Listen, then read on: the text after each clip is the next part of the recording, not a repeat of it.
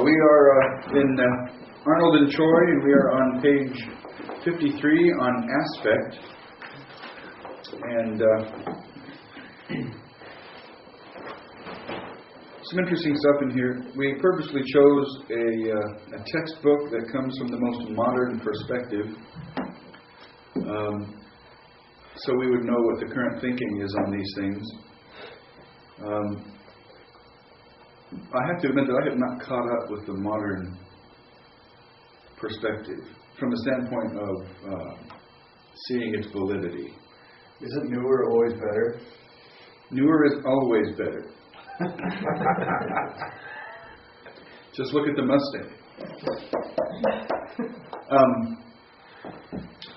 But I must say that, I'm basically just a country pastor. And these guys that he references, and these guys themselves, are obviously very learned, smart, much smarter than me. Seriously, they are very seriously, and they know linguistics like I don't. I mean, much better than I do. They know linguistics much better than I do. But I'm not sure that some of the things they're saying pass the common sense test. So this is how you plug in. Guess wrong. Yeah. I have studied Greek and Hebrew for years, and I have a variety of proficiency in languages, including German and French, and some little Aramaic, which is a lot like Hebrew. And I've spoken English for several years now, and have given myself to some extent to communication and how it works and how to be effective. And as I think about it, when you think about verbal action, what's the most fundamental issue, just philosophically, just from a common sense standpoint? What do you want to know most about a verbal action? If the verbal action is ticking, and the subject is bomb, and the where is this building, what do you want to know most? When? Is this in the past? Is this in the present? Or is this in the future? Because if it's in the present, I'd like to have a little action of my own. I'll see your verb and add another. I mean, of all the realities of life in the space-time continuum for us, past, present, and future are very fundamental realities that people care about. If the action is coming to your house, you want to know when. And your wife really wants to know when. Am I talking about when I came to your house? Or I'm coming to your house now? Or I will come to your house? And now I'm being told by people a lot smarter than me that in the Greek language, the tenses, put that in quotes, do not have any time reference of their own. It's only context that gives me that. And by the same group of really smart people, now I'm being told that another almost unrelated language, in a totally different language family, Hebrew, the tenses, in quotes, have no time reference of their own. It's only found by context. To me, that smells more like a bent of linguistic study than it does to me the nature of language. You might be able to say, well, the Greeks were just that way. They got beyond past, present, and future. But the Hebrews too? Maybe the past, present, and future thing is so foundational that it doesn't seem prominent. You see what I'm saying? And it's very difficult to argue that within the verb itself there is not ever a basic indication of time or a bent one direction or another.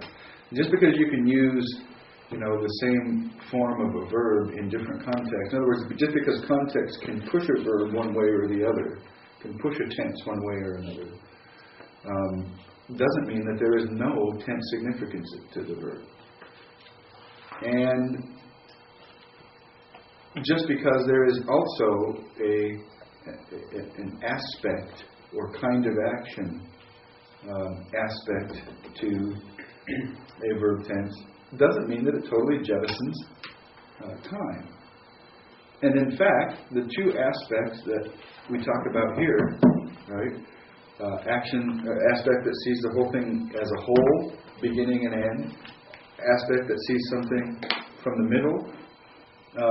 Doesn't that assume a fundamental tense starting place for those? If you're seeing an action and include both the start and the end, what's the most natural assumption? Can context push us off of that natural assumption? Absolutely. But what's the most natural assumption if the action is being viewed from start to end? That it's done. That it happened in the past. Right? And if you're seeing an action where you don't see, the progress, if you see the progress and you don't see the end of the action, then the most natural way to look at that is it's not in the past. So personally, and I say seriously, you got to realize who I am. I'm just a guy teaching a seminary course someplace, right? And so I'm not an authority on this, but I'm not convinced, either with Greek or with Hebrew, that the so-called tenses do not actually have tense significance. Another question: What is the advantage for scholarship to say that verbs no longer have that kind of time significance within them? Well, there's a great advantage to applying what modern linguistics tells us about language. That's got to be really helpful. And for us to understand language, the phenomenon of language itself better, and apply it to specific languages is very good. To look at something and be able to describe it better, categorize it better, understand it better, is a good thing. To get closer than the truth, or closer to the truth than we have in the past, is always a good thing. And, I can't assign any motive to any of this, nor would I want to. But I do know that in academics, scholars benefit a lot if they come up with something new. Academics is about coming up with something new. Why do you write a book and say the same thing? And there is kind of an academic. You can get so wrapped up in an academic approach to something that you do lose sight of common sense sometimes. And to me, some of linguistics loses sight of, in my opinion, common sense. Because I look at language and I go, you know what? I don't think it works that way. Again, maybe it's just me being uneducated and me being stupid about it. But if you can say the vast majority of the uses of an aorist participle, work this way, but that's not fundamental to the meaning of the aorist participle. You got some splaining to do. You know what I'm saying? Like we said before, language does not, by definition, always follow logical lines in the way that it works. It's essentially logical because people are essentially logical in the way they approach things. But I think people are essentially logical, and I think language is essentially logical. But, that's almost debatable, because there's enough illogic in people's actions, and there's enough illogic in the way people do things, And language is one of the things people do. And there's enough illogic in language that, it's not always going to fit. And there's creativity and flexibility in language as well. So I'm not sure the old way of looking at Hebrew verbs is exactly accurate. And maybe people would admit today that maybe they don't have it totally nailed yet either. But I'm not sure. I'm not sure to go to that extreme is really warranted.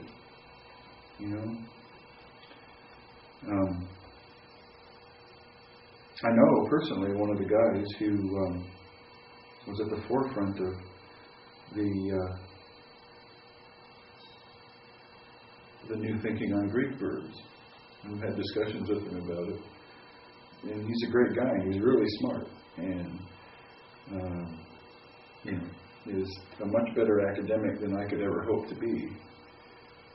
But I'm not buying into all of it at this point. So anyway, aspect. As we have seen, our book says on page 53, the grammatical category aspect identifies the action as either undefined or progressive. So we're going to be highlighting the kind of action of a verb here. And you might say that is really at the foreground of what you're looking at with a Hebrew verb. And maybe the past, present, future thing is in the background. But I would say if it's in the background, it is because it is so fundamental, that it gets backgrounded by the nuances. You understand what I'm saying? So conjugations indicate aspect in that they denote the relationship of an action to the passage of time, especially in reference to its completion, duration, or repetition. So he is giving us some categories that are not unlike what we learned in Greek. He says the perfect views the situation from the outside, looking upon it as a complete whole. And he says this is similar to the aorist tense in Greek. It may refer to an action or state in the past, present, or future, although it tends to view it as a complete situation or action that is temporally undefined. So it could, the context could push it in either way, past, present, or future. The action is undefined. The action is temporally undefined, he says. Well, is it really so temporally undefined? I don't know. He says that in the footnote, however, in late biblical Hebrew, the perfect is used only for the past. One thing you need to know about languages is that languages over time tend to simplify. When you look at English, you could look at the King James Bible, an older King James Bible especially, and see that, that's where you get the these and the thous, because you are distinguishing cases and you're distinguishing plural and singular, which we don't do in English anymore. You do something in the King James Bible, but something is done to thee in the King James Bible, distinguishing case. And, thou and thee and you, well, thou would be more nominative case in English, and thee would be accusative, and you is plural, right? So there's a distinction between singular and plural as well. Do we do that in modern English? No. Modern English simplifies. Look at modern Greek compared to New Testament Greek. Simpler. Someday we'll all speak in grunts. Yeah. Just grunt. It's so simple. Yeah, just about. There's actually a big argument there based on the evolution of cultures and how culture actually in language evolves, building up for a case of original language birth. Like from Babel or something along those lines. But that's kind of interesting. All right. Although not required by the morphology, the perfect is frequently used for actions or states reported in the past. That's very interesting. Although not required by the morphology, the perfect is frequently used for actions or states reported in the past, often requiring past tense translations. So we're going to make an argument that is not central to the perfect tense, but that's the way it's used most of the time. That is a red flag there for me. Again, who am I? But, what are you going to do? Seems to me better to look at it as somewhat flexible, with a default starting place of, this is probably fits best for a past tense, but easily moved off of that, or somewhat easily moved off of that by context if you want to. Right? Because tense is not the only thing that the verb does for us. Kind of action is also there. Right? And so you see that in Greek as well. It may also refer to the perfect state, that is, to an event and a state resulting from that event, making the perfect similar to the Greek perfect. Following semantic categories are helpful in further classifying verbs in a perfect. I don't think this is that difficult to understand as you go through. But the first one is called complete. The action or state is viewed as a complete whole. And this is kind of, again, fundamental to the general aspect of the perfect tense. Right? And you see that in Greek, it's kind of the regular sort of aorist is a little bit like that, right? And then there are various nuances of that. Stative, a state of affairs or a condition usually is expressed through a stative verb. You can see the examples there. Experience, with a fientive verb denoting a state of mind, usually requiring the present in translation. So I do not know. Fientive. Anybody remember what fientive means? To change action or Creating change in an action or state or something like that. So that's a situation where it might be pushed off of the past to some extent. Common with verbs of perception or attitude. All right, rhetorical future expresses a vivid future action or situation. And, this category, again, argues against the framework. Because if it didn't come with some sense of past tenseness, how would this rhetorical future work? I'm talking about a future act as if it's already in the past. It's so certain. We do that, maybe we use the present, but we look at somebody comes and, smacks us on the cheek and runs away. I mean, no, that's adults, but kids, right? What do they say? You're dead meat, right? What does that mean? I'm going to get you and you will be dead meat. But, you say it with more force as if it's already happened, right? Or it's happening. Well, it's already happened. You're in a state of being dead meat, right? dead meatiness. So even kids use that, and that's similar to this, right? So you express a vivid future action or situation which is not a reality but considered a certainty from the speaker's rhetorical point of view.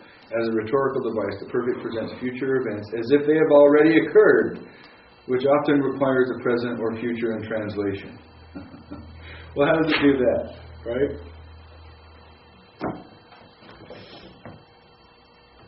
What you can get from this is I am apparently not getting something here. Right? I'm missing something here. Proverbial denotes action, events, or facts that are not time conditioned and considered to be general truths, also known as the gnomic perfect. There's the gnomic. Maybe we saw that before.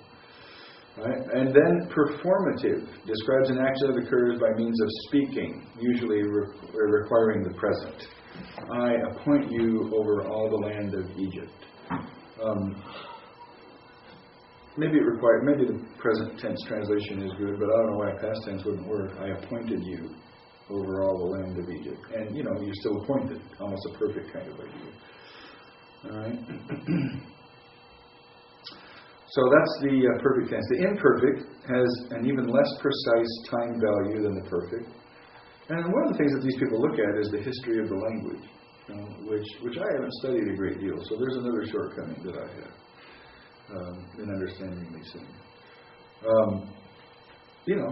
Just to put the cards on the table. We report, you decide. Fair and balanced. Yeah, it's us. Carson Gruden. In general, the imperfect views actions, events, or states from the inside, meaning that the situation is underway or in process. That is kind of an instructive way of looking at the aspect side of these verbs, isn't it? You know, looking at it from the outside, seeing the whole thing, or looking at it from the inside or close up and seeing the process, sort of. The speaker or writer views the situation as still continuing in the process of accomplishment, just taking place or imminent. Now tell me that's not describing a time frame. The imperfect may assume an indicative mood so that the speaker or writer makes an objective statement, which, however, makes no reference to the beginning or end of the situation. As with the perfect aspect, context must determine whether the situation is past, present, or future. However, in late biblical Hebrew, the imperfect is used primarily for the future. What was that again? That is footnote 49. Footnote 49. And I take that as the language becoming less nuanced. In other words, people are less sophisticated in the way they use the language. And so that the primary function of the tense or aspect remains. And the more nuanced, creative uses of it drop away. You know, if it's used mostly for the future in late biblical Hebrew, and the perfect is used mostly for the past in late biblical Hebrew, where did that come from? Did that enter in by itself at some point? You know, this came from outside and the language changed? Or does that indicate an evolution? You know, or is it a stripping away of the complexity, which is, I think, the way languages usually evolve? Is it a stripping away of the complexity of the language and reducing it to that which is more foundational or fundamental? I think that's what's happening at that point. Again, I'm not an expert in linguistics or the history of Hebrew, but that's just, you know, that's common sense to me at that point. You know, a lot of times common sense is wrong, but sometimes it's not.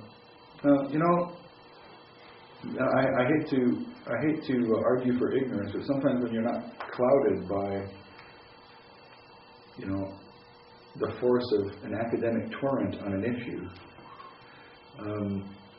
you may sometimes see things a little more clearly. Now, if I had to put money on this, I'd bet that I'm wrong and they're right. You know, I have to continue, you know, to remind myself and the class, and especially the tape, you know, who's talking here. But I can't tell you I get it when I don't.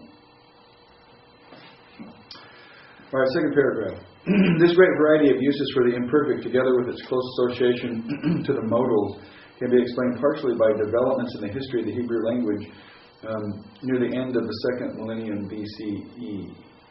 Which is kind of interesting. On the basis of comparative Semitic evidence, it appears that the prefixed forms in Biblical Hebrew were preceded by four distinct forms: an indicative perfect, a subjunctive, a jussive, and a preterite. When Hebrew words lost their final vowels, these forms became largely indistinguishable. And this may explain why the Bible's use of the imperfect conjugation include a preterite and several contingent uses. In addition, the voluntative modal suggests that yaktulu and the jussive yaktul had merged completely by the time Biblical Hebrew was written. And that's another question I have when you get to the conversive vav or vav consecutive or reversing vav or the preterite form, whatever you're going to call that. That's past tense. Where does that come from? Well, it kind of reversed. Well, it's typical. And when you put a vav on a perfect, that becomes what? Future tense. So all of a sudden you put these vowels on there and then tense emerges miraculously out of what? Nothing. I don't think it's out of nothing. All right, so you can have a future imperfect for a king will reign over us. A customary, this is what happens normally or even habitually. Progressive indicates action that is underway or continuing as the writer describes it or speaks. Contingent expresses action that is dependent upon other factors in the context. Different kinds of contingent imperfects. Conditional if I walk through the darkest valley, permission. You may freely eat of every tree in the garden. Obligation. You have done things to me that ought not to be done. Such a thing is not done. Command. You shall make rooms for the ark. Or preterite designates specifically past time situations when occurring after these certain words. And notice, this would not be parsed as a preterite because the vav isn't there. This is truly an imperfect, but it refers to a past tense sort of thing. You understand that?